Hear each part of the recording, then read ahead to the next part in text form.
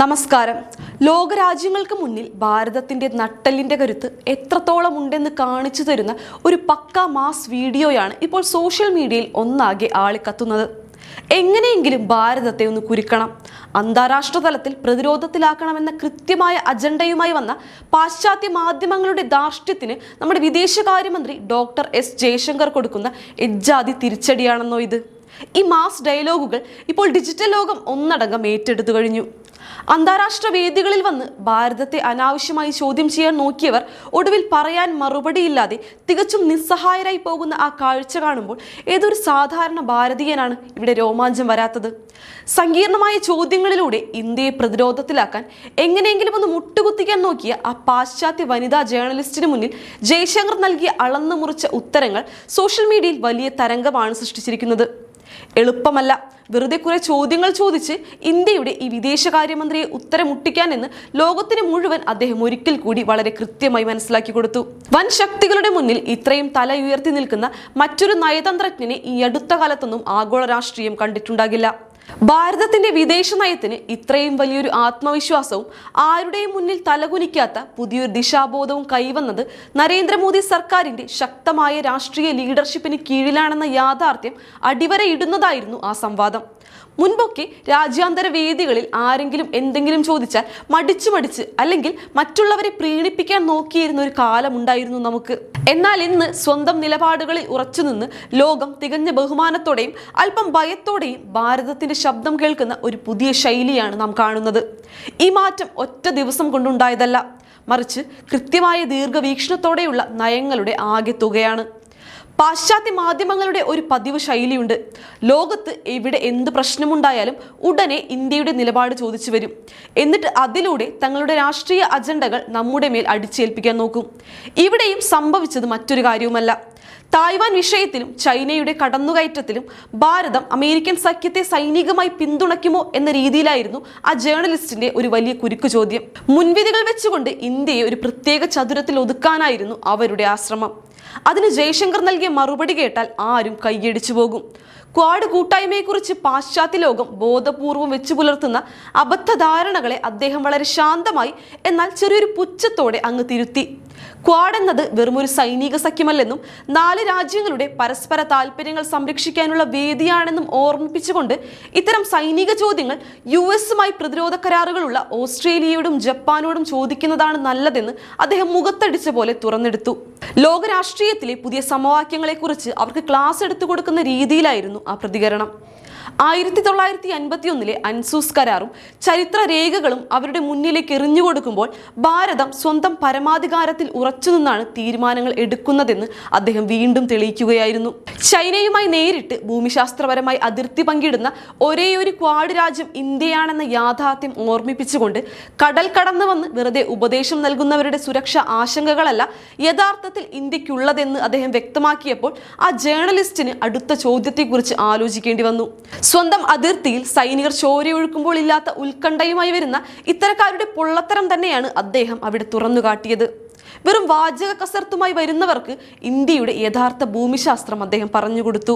അടുത്തതായി അവർക്ക് അറിയേണ്ടിയിരുന്നത് ഇന്ത്യയും റഷ്യയും തമ്മിലുള്ള ആത്മബന്ധത്തെക്കുറിച്ചായിരുന്നു. റഷ്യയുമായി സഹകരിക്കുന്നത് ഓസ്ട്രേലിയ പോലുള്ള രാജ്യങ്ങളുമായുള്ള ബന്ധത്തിന് ഭീഷണിയാണോ എന്ന ചോദ്യത്തിന് ഇല്ല എന്ന് ഒരൊറ്റ വാക്കിൽ പുച്ഛിച്ചു തള്ളിയ ജയശങ്കർ ആഗോള രാഷ്ട്രീയത്തിലെ പാശ്ചാത്യ ഇരട്ടത്താപ്പിനെയാണ് പിന്നീട് പൂർണ്ണമായും തുറന്നുകാട്ടിയത്. പാശ്ചാത്യ രാജ്യങ്ങൾക്ക് പാകിസ്ഥാൻ പോലുള്ള രാജ്യങ്ങളുമായി കാലാകാലങ്ങളായി തുടരുന്ന അവിഹിത ബന്ധങ്ങളെ കൃത്യമായി ഓർമ്മിപ്പിച്ചുകൊണ്ട് അദ്ദേഹം നൽകിയ തിരിച്ചടി ആഗോള മാധ്യമങ്ങളെ തികച്ചും നിശബ്ദമാക്കുന്നതായിരുന്നു. ചരിത്രത്തിലെ ചില കറുത്ത അധ്യായങ്ങളെ വിദേശ മാധ്യമങ്ങളുടെ മുന്നിലേക്ക് വലിച്ചു നീട്ടിയിട്ടായിരുന്നു ആ മറുപടി. സ്വന്തം രാജ്യത്ത് ദാരിദ്ര്യവും തീവ്രവാദവും മാത്രം ഉൽപ്പാദിപ്പിക്കുന്ന സ്വന്തമായി ഒരു നിലപാടോ വികസനമോ ഇല്ലാത്ത പാകിസ്ഥാനെ പോലെയുള്ള രാജ്യങ്ങളുമായി പാശ്ചാത്യ ലോകം നിർബാധം ഇടപഴകുമ്പോൾ ഞങ്ങൾക്കില്ലാത്ത എന്ത് ആശങ്കയാണ് റഷ്യയുടെ കാര്യത്തിൽ അവർക്കുള്ളതെന്ന ചോദ്യം ശരിക്കും കൊള്ളേണ്ടിടത്ത് തന്നെ കൊണ്ടു. റഷ്യയുമായുള്ള ഭാരതത്തിന്റെ ഊർജ്ജ ഇടപാടുകൾ യഥാർത്ഥത്തിൽ ആഗോള സാമ്പത്തിക രംഗത്തെയും ഊർജ്ജ വിപണിയെയും വലിയൊരു തകർച്ചയിൽ നിന്നാണ് രക്ഷിച്ചതെന്ന വലിയ സത്യം അദ്ദേഹം ലോകത്തോട് വിളിച്ചു പറഞ്ഞു. വിദേശ മാധ്യമങ്ങളുടെ ഇടുങ്ങിയ ചിന്താഗതികൾക്ക് മുകളിലുള്ള ഒരു വലിയ പ്രഹരമായിരുന്നു അത്. ഭാരതം റഷ്യയിൽ നിന്ന് എണ്ണ വാങ്ങിയില്ലായിരുന്നുവെങ്കിൽ ആഗോള ഊർജ്ജ വിപണി പാടെ തകിടം മറിയുകയും അത് ലോകമെമ്പാടും വലിയ വിലക്കയറ്റത്തിനും വലിയ ക്ഷാമത്തിനും കാരണമാവുകയും ചെയ്യുമായിരുന്നു. സ്വന്തം ജനതയുടെ താല്പര്യങ്ങൾ സംരക്ഷിക്കുന്നതോടൊപ്പം തന്നെ ആഗോളതലത്തിൽ വലിയൊരു പ്രതിസന്ധി ഒഴിവാക്കാനും ഭാരതത്തിന്റെ നയങ്ങൾക്ക് കഴിഞ്ഞു എന്ന് ജയശങ്കർ വ്യക്തമാക്കിയപ്പോൾ പാശ്ചാത്യ മാധ്യമങ്ങളുടെ അനാവശ്യ വേവലാതികളാണ് അവിടെ പൂർണ്ണമായും പൊളിഞ്ഞു വീണത്. ലോകത്തിന്റെ സാമ്പത്തിക ഭദ്രത ഉറപ്പാക്കുന്നതിൽ ഇന്ത്യ വഹിച്ച പങ്ക് എത്രത്തോളം വലുതാണെന്ന് അദ്ദേഹം അക്കമിട്ട് നിരത്തി. റഷ്യ യുക്രൈൻ സംഘർഷത്തിൽ ഭാരതത്തിന്റെ സമാധാനപരമായ നിലപാടും ചർച്ചകളുടെ ആവശ്യകതയും അദ്ദേഹം ലോകത്തിനു മുന്നിൽ ഒരിക്കൽ കൂടി ആവർത്തിച്ചു. യുദ്ധക്കളത്തിലല്ല, മറിച്ച് ചർച്ചാ മേശയിലാണ് സമാധാനം ഉണ്ടാകേണ്ടതെന്നും അതിനായി ഇരുപക്ഷത്തിനും ഒരേപോലെ അസസ്മെന്റ് ചെയ്യാൻ പറ്റുന്ന വിശ്വാസ്യതയുള്ള ഒരു സുഹൃത്തായി ഭാരതത്തിന് നിലകൊള്ളാൻ കഴിയുമെന്നും അദ്ദേഹം ഓർമ്മിപ്പിച്ചു. ലോകം മുഴുവൻ സംഘർഷത്തിലേക്ക് നീങ്ങുമ്പോൾ സമാധാനത്തിന്റെ ഒരു പുതിയ വഴി വെട്ടിത്തുറക്കുകയാണ് ഇവിടെ ഭാരതം ചെയ്യുന്നത്. ലോകത്തിലെ ഏറ്റവും വലിയ ശക്തിയെന്ന് സ്വയം അവകാശപ്പെടുന്ന US പോലും ചെയ്യാൻ കഴിയാത്ത പല കാര്യങ്ങളും ഇരുപക്ഷവുമായി നല്ല ബന്ധമുള്ള ഭാരതത്തിന് ചെയ്യാൻ സാധിക്കുമെന്ന ആത്മവിശ്വാസം ആ വാക്കുകളിൽ ഉണ്ടായിരുന്നു.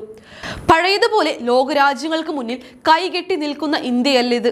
വിദേശകാര്യമന്ത്രി ഡോക്ടർ എസ് ജയശങ്കറിന്റെ ഓരോ മറുപടിയോടും ചോദ്യം ചോദിച്ച വനിതാ ജേർണലിസ്റ്റ് ശരിക്കും നിസ്സഹായയായി മാറുകയായിരുന്നു. ഭാരതത്തിന്റെ പുതിയ തന്ത്രപരമായ നീക്കങ്ങൾക്ക് മുന്നിൽ അവരുടെ എല്ലാ അജണ്ടകളും ഒലിച്ചുപോയി. തങ്ങൾ വിചാരിച്ചതുപോലെ ഇന്ത്യയെ വളയ്ക്കാനും ഒടിക്കാനും സാധിക്കില്ലെന്ന ബോധ്യം അവർക്ക് ആ വേദിയിൽ വെച്ച് തന്നെ വ്യക്തമായി ഉണ്ടായിട്ടുണ്ടാകും. പ്രധാനമന്ത്രി നരേന്ദ്രമോദിയുടെ ദീർഘവീക്ഷണത്തോടെയുള്ള നേതൃത്വമാണ് ഇന്ന് ജയശങ്കറിലൂടെ ആഗോള വേദികളിൽ ഇത്തരമൊരു ശക്തമായ നിലപാട് സ്വീകരിക്കാൻ ഭാരതത്തിന് കരുത്തു നൽകുന്നത്. അതുതന്നെയാണ് ഇന്നത്തെ ഇന്ത്യയുടെ ഏറ്റവും വലിയ ശക്തിയും ആത്മവിശ്വാസവും. ആഗോള വേദിയിലെ ഈ പുതിയ ആറ്റിറ്റ്യൂഡ് നമ്മുടെ രാജ്യത്തിന്റെ അന്തസ് വാനോളം ഉയർത്തുന്നതാണ്. രാജ്യാന്തര തലത്തിൽ ഭാരതത്തിന്റെ പ്രതിച്ഛായയ്ക്ക് വലിയൊരു മാറ്റമാണ് സമീപകാലത്തായി ഉണ്ടായിരിക്കുന്നത്.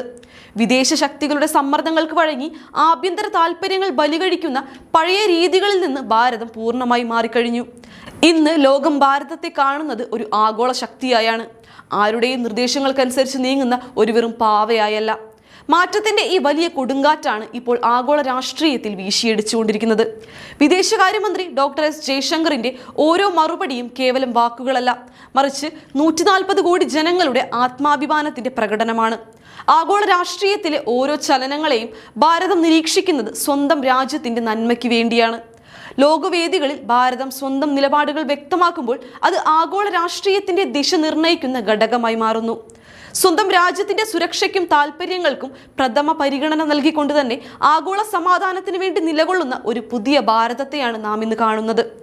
ഭാരതം ഇന്നെടുക്കുന്ന ഏതൊരു അന്താരാഷ്ട്ര തീരുമാനവും ലോകത്തിലെ വൻ ശക്തികൾക്ക് പോലും തള്ളിക്കളയാൻ സാധിക്കാത്ത വിധം അത്രമേൽ സ്വാധീനമുള്ളതായി മാറിയിരിക്കുന്നു എന്ന് നമ്മൾ ഓരോരുത്തരും മനസ്സിലാക്കേണ്ടതുണ്ട്.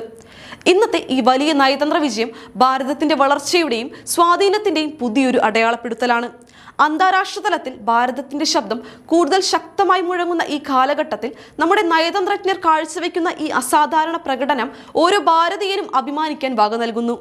വിദേശ മാധ്യമങ്ങൾ എത്രയൊക്കെ ബുദ്ധിമുട്ടുള്ള ചോദ്യങ്ങൾ ചോദിച്ചാലും നമ്മുടെ സ്വന്തം ജയശങ്കർ അവിടെയുള്ളപ്പോൾ നമുക്ക് ഒരു കാര്യത്തിലും ഭയപ്പെടേണ്ടി വരില്ല. തങ്ങളുടെ താല്പര്യങ്ങൾക്ക് വേണ്ടി മാത്രം സംസാരിക്കുന്ന വിദേശ ശക്തികൾക്ക് ഭാരതം നൽകുന്ന കൃത്യമായ താക്കീതാണിത്. ശത്രുക്കളുടെയും വിമർശകരുടെയും മുന്നിൽ ഭാരതത്തിന്റെ കൊടി ഉയർന്നു തന്നെ പറക്കുമെന്ന് തെളിയിക്കുന്നതാണ് ഈ മറുപടികൾ.